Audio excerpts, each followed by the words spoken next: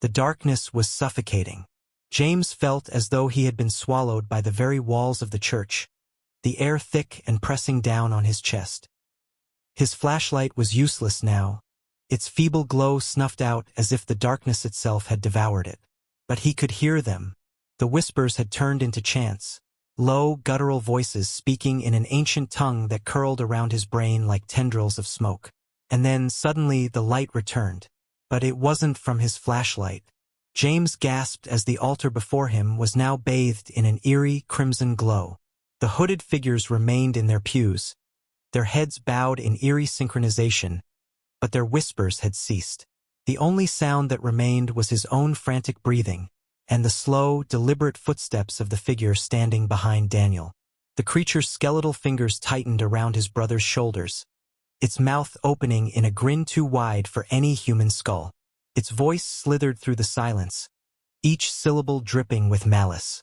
The sacrifice must be completed. James lunged forward. Let him go.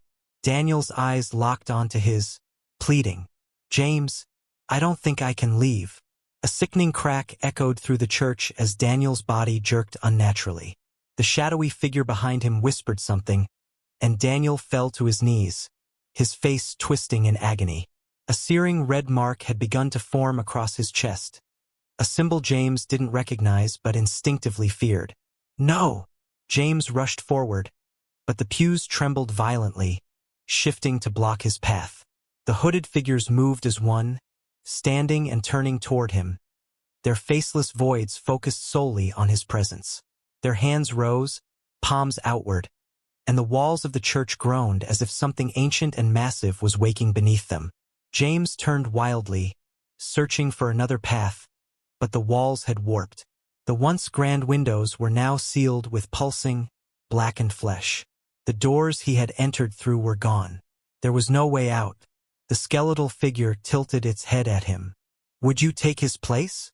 James barely registered the question before he shouted, Yes, take me instead. Just let him go. Silence fell over the church. The hooded figures froze, as if his words had disrupted some preordained ritual.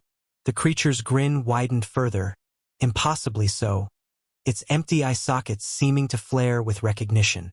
It knelt beside Daniel, placing its bony hand against his forehead. A willing sacrifice, it murmured, its voice reverent. Rare, but acceptable. James barely had time to process the meaning of those words before Daniel let out a strangled gasp. The glowing mark on his chest faded, leaving nothing but bare, untouched skin. The skeletal fingers released him, and he collapsed, unconscious but breathing. The figure now turned fully toward James, its grin stretching until its jaw nearly unhinged. The red glow at the altar intensified, swirling into an unnatural vortex that pulsed with raw energy. The pews cracked, the stone walls trembled, and from deep within the foundations of the church, something rumbled awake. Then, James? The figure hissed, extending a clawed hand toward him. Step forward. James's heart pounded. He had no choice. If this was the only way to save Daniel, he would do it. He took a slow, hesitant step toward the altar, feeling the weight of unseen eyes pressing down upon him. The hooded figures did not move. The air itself seemed to hold its breath. He reached the altar. The figure's bony hand hovered inches from his chest, the pulsing red energy coiling around its fingers like living tendrils. James clenched his fists, forcing himself to remain still. Then, just as the figure's hand touched his skin, the entire church convulsed. A deafening scream erupted from the very walls, a wail of anguish so profound that it shook James to his core. The hooded figures shrieked in unison, their bodies contorting and dissolving into black mist. The skeletal creature recoiled, its grin finally vanishing into something that resembled horror. The crimson glow flickered, then erupted into pure, blinding white light, and James felt himself falling. The darkness was absolute. James could hear the ragged sound of his own breathing, the frantic pounding of his heart against his ribs. The church had disappeared. No pews, no altar, no towering stained glass windows. Just void. A black, endless nothingness that swallowed all light and sound. Then, a distant whisper. "James!" Daniel's voice. Weak, frightened. James stumbled forward blindly, hands outstretched, desperate to reach his brother. The ground beneath his feet felt like cold stone, yet it was uneven, shifting under his steps. He felt the press of something unseen all around him, as if the very air was alive, watching, waiting. A dim glow flickered ahead. Pale, sickly light seeped through the cracks of an ancient stone door, its surface covered in the same sinister symbols that had been etched into the book on the altar. The whispers slithered through the air like tendrils, caressing his ears with unintelligible words. James hesitated, his instincts screaming for him to turn back. But then he heard it again. "James, help me." Daniel, summoning every ounce of courage, he pressed his trembling hands against the cold stone and pushed. The door groaned, resisting at first, but then it swung open with a deep, echoing creak. A wave of rancid air spilled out, thick with the scent of decay and something else. Something foul, something wrong. Beyond the doorway lay a spiraling staircase, descending into an abyss of crimson light. James had no choice. He took a deep breath and stepped forward. Each step downward felt heavier than the last. The air thickened, pressing against his skin like a physical force. The whispers grew louder, shifting into low, guttural chants. The walls around him pulsed as if alive, and dark streaks of something viscous oozed from the cracks. Finally, he reached the bottom. A vast underground chamber stretched before him, lined with towering, robed figures. They stood in perfect silence, their faces concealed beneath heavy hoods, their skeletal hands clasped in a twisted mockery of prayer. In the center of the room, bound to an ancient stone altar, was Daniel. His wrists and ankles were shackled, his face streaked with dirt and sweat. His eyes widened when he saw James. "Run!" he gasped, struggling against his restraints. "James, don't!"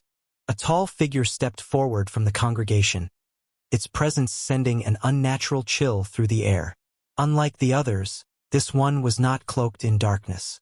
Its face was visible, a gaunt, hollow visage with empty black sockets where eyes should have been. Its lips curled into something resembling a smile. "You should not have come," it rasped, its voice a hollow echo. "The sacrifice was chosen. The debt must be paid." James clenched his fists, taking a defiant step forward. "Take me instead. Let him go." The figure tilted its head. "A willing sacrifice is rare, but the debt is bound in blood. One must remain." James felt the weight of its words press down on him. He turned to Daniel, who shook his head violently, pleading through his terror-filled eyes. The congregation of hooded figures remained motionless, waiting. James' mind raced. If he refused, they would take Daniel. If he stayed, would his brother be freed? And even if they did release him, would James ever escape this nightmare? Then a thought. The book. "What if I break the ritual?" James asked, his voice steady despite the fear clawing at his chest. The figure did not react, but something in the air shifted, as if the room itself bristled at his words. James took that as a sign. He had to find another way. A sudden gust of cold air swirled through the chamber, and the whispers escalated into a cacophony of overlapping voices. The hooded figures began to move, slow and deliberate, closing in. James had seconds to decide. And then, a deep, resonating chime rang through the chamber, shaking the very foundation of the underground tomb. The church bell. The figure before him turned its hollow gaze upward.